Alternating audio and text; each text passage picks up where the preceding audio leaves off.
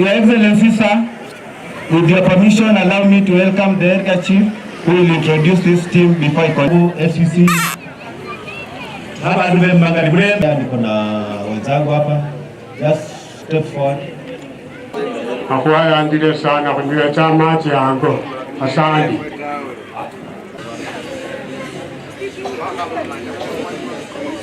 Please.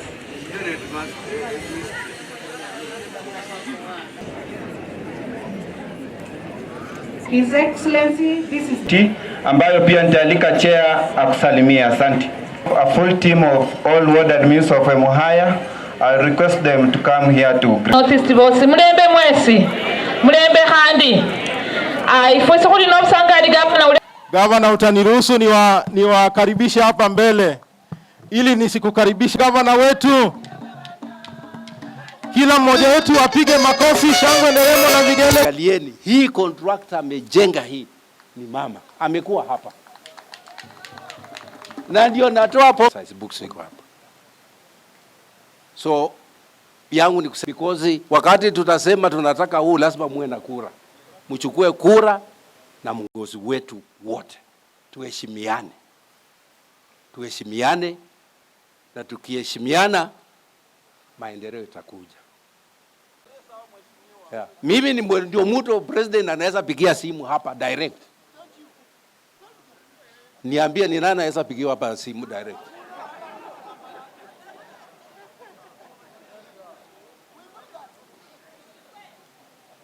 So heshima ni kitu ya muhimu. Ukiwa na kiongozi wenu, heshimu huyo kiongozi. Na kama iko maneno mengine, mrudi nyumbani muulizie huko. Lakini sasa mkiwa mbele unasema huyu ndio wetu. Yeah. So hayo ndio ningependa kusema na kusema kwamba mimi kwa hivyo niko ndani ya serikali ya Kenya. And mimi I'm working directly with the doctors William Samoei Ruto. Mjue hivyo. Ule ambaye hamutaki ajue kwamba mimi nafanya na yeye kazi. Na sababu nafanya na yeye kazi, mimi najua yeye ndio yuko na mamlaka. Counties tunapata only 15% ya national pesa yote ya serikali, sisi tunapata 15%. President ako na 85%. Sasa nani ako na pesa mingi? So nisipokaa hapo kwa watu hiyo wa 48. Si nitakaa nje wanagawana vitu na mimi niko nje. Mimi sitaki vitu igawanwe kama mimi niko nje. And I can tell you for free.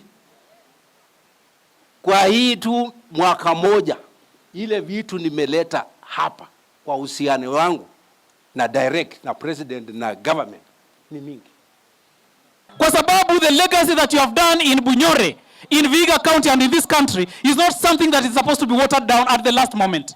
We don't want that. Personally, I am not for it.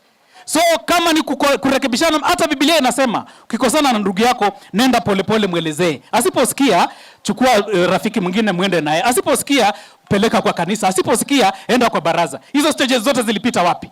Ya ufisadi wakati ambaye Mwenyezi Mungu amemweka katika dunia hii. Na wakati anakamilisha legacy term yake, atustahili kukua wale ambao tutaweka vizuizi ya kuweza kuchafua jina yake. Anastahili kukamilisha kazi yake ndiye atuachie baraka kama kaunti yetu ya Vihiga. Si nyinyi mtaomba kazi ya gavana iweze kuendelea vizuri? Na gavana aweze kukamilisha kazi vizuri? Mimi ndio naibu wake, na kama naibu wake niwahakikisheni ya kwamba kama deputy governor wenyu, mimi ndio kiongozi wa kwanza ambaye nimepatia gavana ile amani ambayo anastahili kukua nayo. Na katika serikali yake tena tumempatia amani. Kwa sababu baba akiwa na amani, mama na watoto wataweza kupata kitu ya kukula. Siko namna hivyo.